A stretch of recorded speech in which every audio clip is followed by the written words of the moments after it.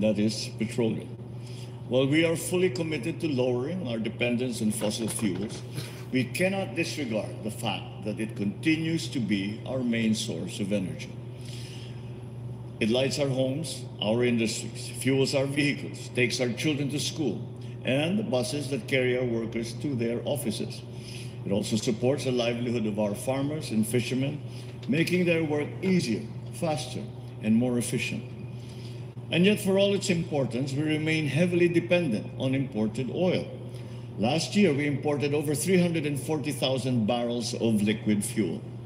This is equivalent to 99.68% of our entire petroleum supply. In contrast, we produced over 1,000 barrels, just 0.32% of our requirement. Our natural gas in 2024, over 46.15% of our requirement was imported, while only around 54% came from Malampaya. These numbers attest to our reliance on imported fuel, making us vulnerable to forces beyond our control. At pag nagtaas ang presyo ng gasolina o krudo sa pandaigdigang merkado, ang mga ordinaryong Pilipino ang nahihirapan. Sapagkat ang langis ang nagpapagalaw sa ating ekonomiya mula sa mga sasakyang naghahatid ng pagkain hanggang sa mga pabrikang lumilikha ng kabuhayan.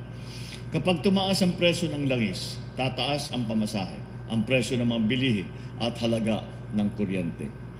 Ginagawa po namin ang lahat upang matigil ito. And that is why today's presentation of 8 service contracts is a deliberate step towards securing our energy future.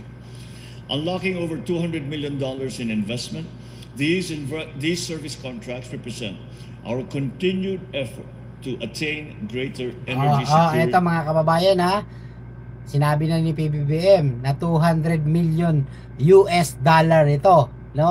Na talagang nagtiwala kay BBM at ang iba't ibang bansa, no? Meron inyo mga kababayan, kung ang iniidolo nyo, no, yung mauupo rito, palagay nyo may magtitiwala kaya na iba't ibang bansa sa iniidolo nyo? Wala. Si BBM lang ang pinagkakatiwalaan.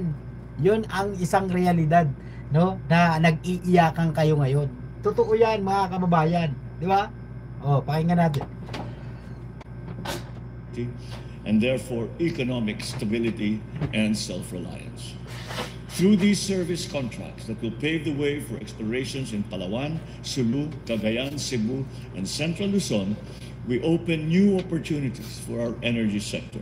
In the vast waters of Palawan and the Sulu Sea, we are exploring offshore oil and gas reserves. There are also known petroleum resources potential in the provinces of Cagayan and in Cebu. Iba't ibang lugar pala to, no? Mga probinsya. Local fuel can power our homes, generate employment, and opportunities to boost our industries. In Central Luzon, we are charting new ground. We are venturing into the exploration of hydrogen, a clean zero-carbon source of energy that holds immense promise for our country and for the world. Even more remarkable, these are the very first service contracts for the exploration of native hydrogen gas in our history. This signals a readiness to lead in sustainable innovations. Consequently, these efforts will capture the interest Sir Darwin, tama po kayo. Partners to invest. Ito tama yung sinabi ni Sir Darwin, ano? Galit ang bansang China, no, nagagawin oil at gas exploration ng Pilipinas. Israel at US ang gusto ng China, sila at ang mga Duterte magmimina sa West Philippine Sea. Kaya ang China kasama sa mga gulo, nanggugulo. Diba? Totoo yan mga kababayan ko. Itong gagawin ni BBM, ang dami po nitong magagalit na naman, no? Dahil nga po, nako, pag nasimula na po yan mga kababayan, panigurado, no? Baka yung West Philippines na yan. Di lang natin sure.